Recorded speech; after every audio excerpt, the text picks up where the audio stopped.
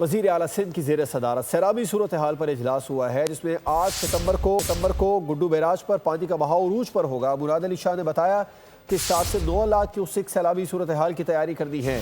سیلابی صورتحال پر relief camps اور لوگوں کا انخلا یقینی بنایا جائے، گھر چھوڑنے والے متاثرین کا بھرپور خیال رکھا جائے۔ وزیر اعلیٰ نے کہا کشمور کنکوٹ بند اور قادرپور شینک بند کی مضبوطی کا کام جاری ہے۔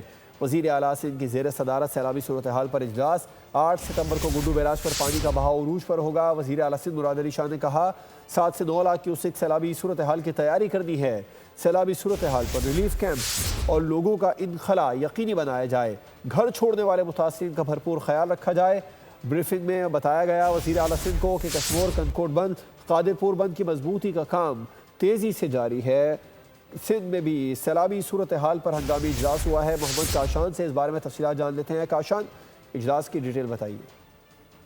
بالکل دیکھیں، وزیر اعلیٰ سندھ سید مراد علی شاہ کی زیر صدارت سیلابی صورتحال پر وزیر اعلیٰ سندھ کو وزیر اپاچی جام خان شورو اور سیکرٹری اپاچی شریف کھیڑیو کی جانب سے اجلاس میں بریفنگ بھی دی گئی ہے، جبکہ کربلا اور منگلا دونوں ڈیموں میں پانی کم ہو رہا ہے۔ اجلاس میں اس کی بھی آگاہی دی گئی ہے، جبکہ امدادی اقدامات سے متعلق وزیر اعلیٰ کی جانب سے ری ہیبلیٹیشن جو وزیر ہیں مخدوم محبوب اور D G P D M Salman Shah کی جانب سے بریفنگ دی گئی ہے۔ پھر حکومت کی جانب سے لوگوں کو جو کچے کے سے پکے کی جانب انخلا کرنے کا بھی عمل جو ہے شروع کر دیا گیا ہے، جبکہ وزیر اعلیٰ سندھ کی جانب سے بریفنگ دی گئی ہے کہ 110 مویشیوں کے لیے کیمپس بھی قائم کیے گئے ہیں، جہاں پر جانوروں کو ویکسینیشن بھی کی جا رہی ہیں۔ وزیر اعلیٰ سندھ نے ڈویژنل کمشنر اور عوام کو ہر طرح کی سہولت فراہم کرنے کی بھی یقین دہانی کرا دی ہے۔ جو لوگ گھر چھوڑ کر آ رہے ہیں ان کا بھرپور خیال رکھا جائے گا۔